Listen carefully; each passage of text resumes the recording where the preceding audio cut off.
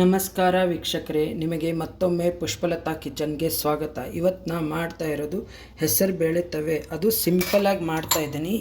ಈ ಲೋಟದಿಂದ ಹೆಸರು ಬೇಳೆ 2 ಲೋಟ ತೊಗೊಂಡೇನಿ. ಇದು ನಾನು ಮಾಡ್ತಾ ಇರೋದು 5 ಜನಕ್ಕೆ ಮಾಡ್ತಾ ಇರೋದು. ಇದನ್ನು ಫಸ್ಟ್ ತೊಳ್ಕೊಂಡು ಬಂದೇನಿ. ಇದಕ್ಕೆ ನಾನು 2 ಟೊಮೊಟೊ ಮತ್ತು ಒಂದು 5-6 ಹಸಿಮೆಣ್ಸಿನ್ಕಾಯಿ. ನೀವು 5-6 ಹಸಿಮೆಣ್ಸಿನ್ಕಾಯಿ ಬೇಕಾದ್ರೆ ಈ ಥರ ಕೈಲಿ ಮುರ್ಕೊಂಡಾದರೂ ಹಾಕ್ಕೋಬೋದು, ಇಲ್ಲ ಒಗ್ಗರಣೆಯಲ್ಲೇ ಹೆಚ್ಚಿಬಿಟ್ಟು ಒಗ್ಗರಣೆದಾಗೂ ಹಾಕ್ಕೋಬೋದು. ನಾನು ಎಲ್ಲ ಇದರಲ್ಲೇ ಮಿಕ್ಸ್ ಮಾಡ್ತಾಯಿದ್ದೇನೆ.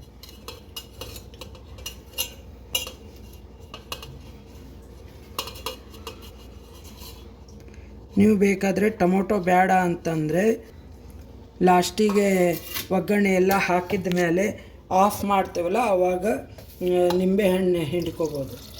ಇದು ಒಂದು ತಮಗೆ ನೀರು ಫುಲ್ ಇಷ್ಟು ದೊಡ್ಡ ತಮಗೆಲೆ 1 ತಮಗೆ ನೀರು ಹಾಕ್ತಾಯಿದ್ದೀನಿ. ಇದಕ್ಕೆ ಅರಿಶಿನ, ಎಣ್ಣೆ, 1 ಸ್ಪೂನಷ್ಟು ಎಣ್ಣೆ,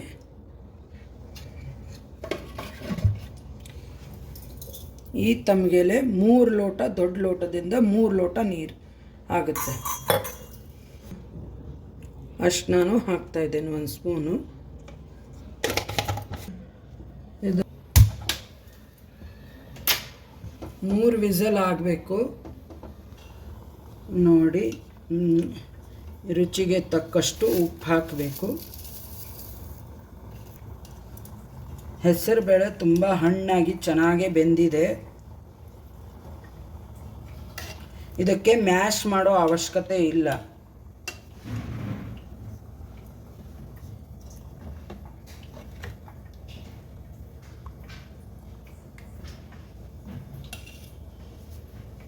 ಕುದಿಲಿಕ್ಕೆ ಬಂದಿದೆ. ಇವಾಗ ಅದಕ್ಕೆ ಕೊತ್ತಂಬರಿ ಸೊಪ್ಪು ಹಾಕ್ತಾ ಇದ್ದೀನಿ. ಒಗ್ಗರಣೆಗೆ 1-2 ಸ್ಪೂನ್ ಎಣ್ಣೆ ಹಾಕ್ಕೋಬೇಕು. ಎಣ್ಣೆ ಕಾಯ್ದಿದೆ ನೋಡಿ. ಇವಾಗ ಇದಕ್ಕೆ ಸಾಸಿವೆ 1 ಸ್ಪೂನು, ಒಂದು ಸ್ವಲ್ಪ ಜೀರಿಗೆ, ಆಮೇಲೆ ಇಂಗು,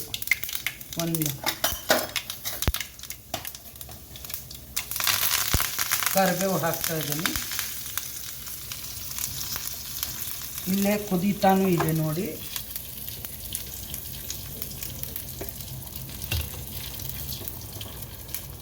ಇವಾಗ ಕುದೀತಾ ಇದೆ. ಇದಕ್ಕೆ ಇವಾಗ ಕುದಿಯೋ ಟೈಮಲ್ಲೇ ನೋಡಿ ಒಗ್ಗರಣೆ ಹಾಕೇನಿ. ಇವಾಗ ಈ ಥರ ಇಷ್ಟು ತವೆ ಸ್ವಲ್ಪ ಗಟ್ಟಿ ಬರಬೇಕು.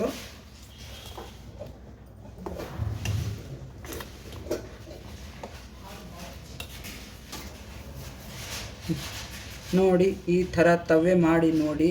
ಸಿಂಪಲ್ ಆದ ರೆಸಿಪಿ. ಈ ತವೆಗೆ ಬಿಸಿ ಬಿಸಿ ಅನ್ನ ಜೊತೆ ಒಂದು ಸ್ವಲ್ಪ ತುಪ್ಪ ಹಾಕ್ಕೊಂಡು ತಿಂದರೆ ತುಂಬ ಚೆನ್ನಾಗಿರುತ್ತೆ.